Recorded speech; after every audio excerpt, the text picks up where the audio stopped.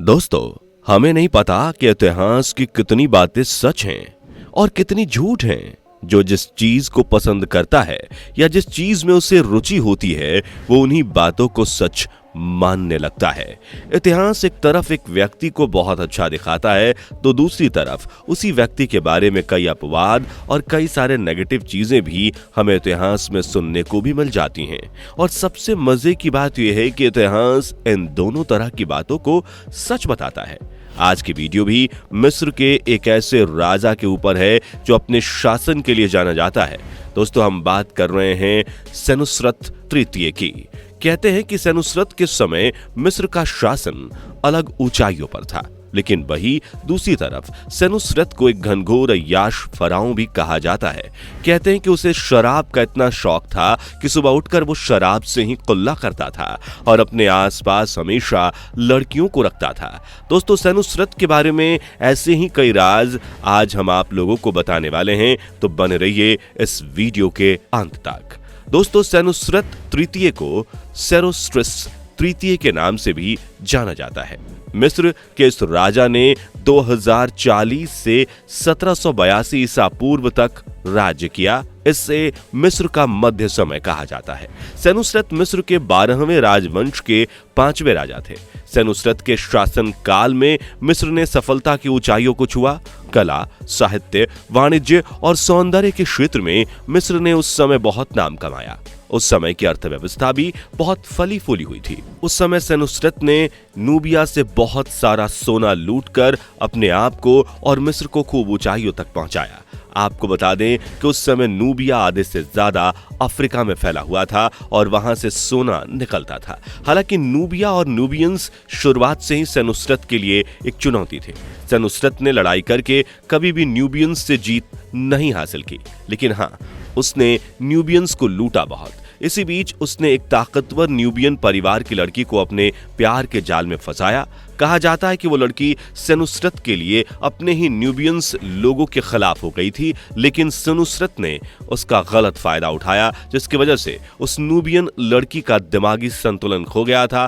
कहते हैं कि सेनुस्रत ने उस लड़की के जरिए न्यूबिया से बहुत सारा सोना चुराया था। वो न्यूबियन लड़की सेनुस्रत से इतना प्यार करती थी कि अपने ही लोगों के साथ गद्दारी करके वो रात में सेनुस्रत की सेना को नूबिया में जाने की परमिशन दे देती थी और वो लोग रातों रात सोना खोदकर उसे निकालकर नदी के किनारे तक ले जाते थे और सोने के टुकड़े को रस्सी से बांधकर नील नदी में फेंक देते थे, जिसके बाद दूसरी तरफ कुछ और सैनिक रस्सी से उस सोने को निकाल लेते थे। उस सोने से मिस्र में व्यापार बढ़ा, व्यापार के अवसर बढ़े और मिस्र में वित्तीय हालात काफी सही हुए। सेनुस्रत में लोगों को एक आदर्शवादी योद्धा राजा का प्रतीक मिला, क्योंकि उसने मिस्र की हालत काफी सुधारी थी। दोस्तों, उसने मिस्र की हालत तो सुधार दी थी, लेकिन न्यूबियन लड़की के साथ धोखा करके उसे बर्बाद कर दिया था, जिसकी वजह से उसने आत्महत्या कर ली थी। हालांकि न्यूबियन लोगों का कहना था कि उनकी लड़की को मारा गया था और उस चीज की वजह से उसी समय से न्यूबियन लोग मिस्र को अपना टारगेट बनाने लगे थे। लेकिन मिस्र उस समय तक आधुनिक हो चुका था। मिस्र के पास जो यंत्र, हथियार आदि जो भी चीजें थीं, वो सारी चीजें अभी नूबिया के पास नहीं थी। सेनुस्रत ने मिस्र की संस्कृति को ऊंचाइयों पर ले जाने की कोशिश की और वो कामयाब भी हुआ।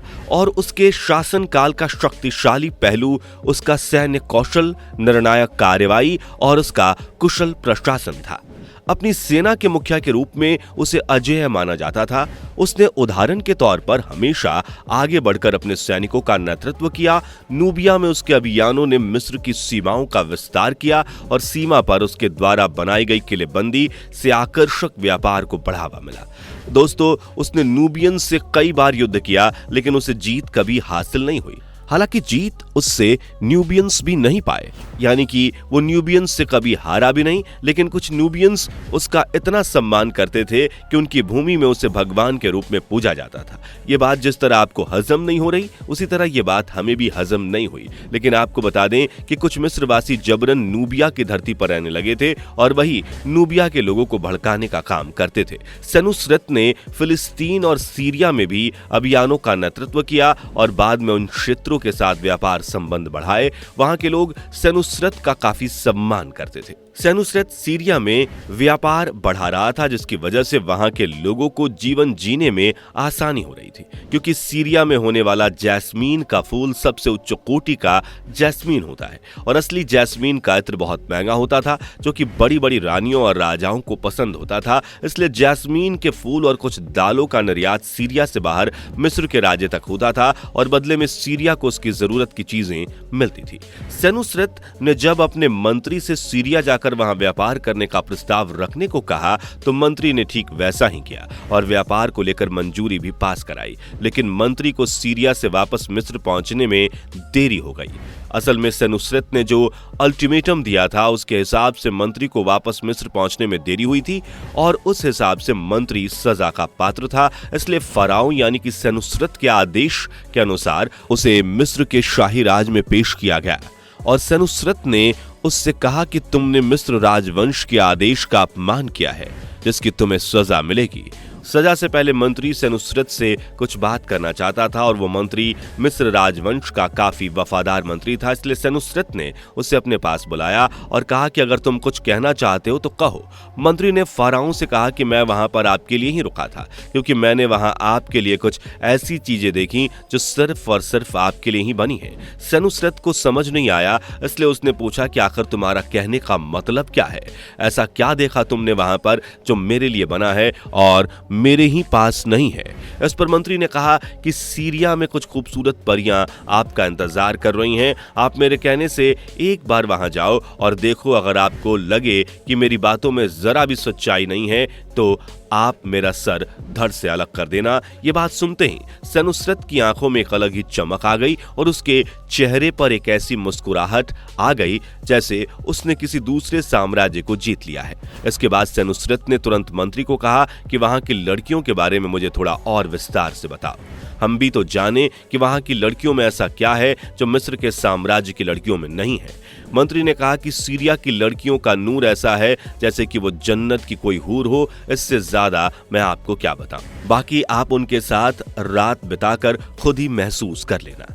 ये बात सुनकर सेनुस्रत से रहा नहीं गया और उसने मंत्री को साथ लिया और अपना काफिला तैयार किया और अपने सैनिकों के साथ सीरिया निकल पड़ा।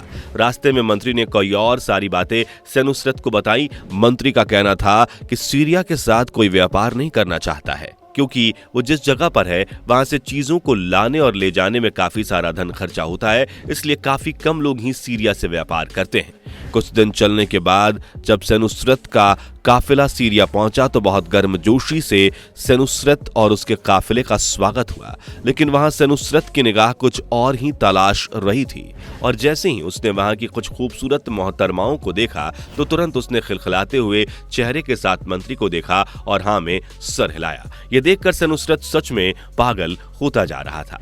कहते हैं कि सेनुस्रत ने सीरिया में अपने व्यापार को काफी बढ़ाने की कोशिश की, जिसकी वजह से वहां के लोगों को काफी रोजगार मिला। धीरे धीरे सीरिया की नजर में सेनुस्रत एक भगवान हो गया था। उसकी यह खासियत थी, पहले वो अपना भोला चेहरा दिखाकर वहां अपना दबदबा कायम करता था और उसके बाद वो अपनी असली औकात दिखा देता था। उस समय सीरिया में अलबेक नाम का एक संगठन था। उसके कई नेता सेनुस्रत की बातों और उसके व्यवहार से प्रभावित हो चुके थे। उसे लगा कि ये एकदम सही समय है अपना जाल फैलाने का। मौका देखते ही सेनुस्रत ने अलबेक के संगठन के बड़े लोगों से शराब की डिमांड की, जिसके बाद उसे शराब दी गई। अब वो वहां रोज शराब पीता। उसका ये हाल हो गया था कि वो सुबह शाम शराब के नशे में धुत रहता। तभी उसके मंत्री ने बोला कि आप जिस काम के लिए आए हैं वो काम अभी भी अधूरा है। जिसके बाद उस दिन से उसने वहां की लड़कियों को सोने के दम पर अपनी तरफ आकर्षित करना शुरू कर दिया और ऐसा करके वहां की लड़कियां भी उससे आकर्षित हो जाती थी। जो भी लड़की उसके जाल में फंसती उनके साथ वो रात भर अय्याशियां करता। दोस्तों, सेनुस्रत के बारे में कहते हैं कि उसका चेहरा पूरे मिस्र में हुए फराओं में सबसे अलग था। सेनुस्रत का चेहरा संपूर्ण मिस्र कला में सबसे व्यक्तिगत और पहचाने जाने योग्य चेहरों में से एक था। गहरी गहरी भारी भरकम पलकों वाली आंखें, पतले होंठ और खोखले गालों को चिन्हित करने वाली तिरछी रेखाओं की श्रृंखला सेनुस्रत का प्रतिनिधित्व करती थी, जो मिस्र के राजाओं के चेहरे पर आमतौर पर नहीं पाई जाती हैं। कभी कभी कोई लड़की उसके चेहरे पर इतना ज्यादा प्रभावित हो जाती थी कि उस पर मर मिटने को तैयार हो जाती थी और किसी किसी को उसका चेहरा बिल्कुल अच्छा नहीं लगता था। सेनुसरत का चेहरा कुछ कुछ अफ्रीका के कबीले वालों से मिलता था। उसे देखने में बिल्कुल ये नहीं लगता था कि वो मिस्र का फराओ है। हालांकि इसके पीछे का क्या रहस्य है, इस बारे में अभी तक कोई जानकारी नहीं है। उसके चरित्र को काफी रहस्यमयी चीजों से भी जोड़ा जाता है, जैसे कि सेनुसरत जिस सिंहासन पर बैठता था उसे खाको रा कहते थे, जिसका अर्थ होता है आत्मा की तरह दिखना या फिर आत्माओं का मिलन। सभी इतिहासकारों ने उसके बारे में एक बात जरूर लिखी है, वो ये कि रात के खाने के बाद वो कभी भी किसी सैनिक को दिखाई नहीं देता था और न ही किसी सैनिक को इस बात की अनुमति थी कि उसके कक्ष के आसपास टहले या फिर खड़ा रहे। मिस्र के राजवंश में अगर किसी फराओं को सबसे ज्यादा रहस्यमयी माना जाता है तो वो सेनुसरत ही है। नहीं तो आम तौर पर मिस्र की रानियां ही रहस्यमयी हुआ करती थीं। सेनुसरत के बारे में एक बात और बहुत मशहूर है कि वो जब बैठता था तो दूर से देखने में लगता था जैसे शेर बैठा हो। ये बात भले ही आपको मजाक लग रही हो, लेकिन इस बात को complete gods and goddesses of ancient Egypt नाम की किताब में राइटर रिचर्ड एच विल्किंसन ने विस्तार से लिखा है। तो दोस्तों, इतना सब जानने के बाद सेनुसरत के बारे में आपकी राय क्या है, नीचे कमेंट करके जरूर बताएं। जाने से पहले वीडियो को लाइक शेयर जरूर करें और ऐसी ही और वीडियोस के लिए इस चैनल को सब्सक्राइब करके बेल नोटिफिकेशन को भी जरूर ऑन कर लें। धन्यवाद।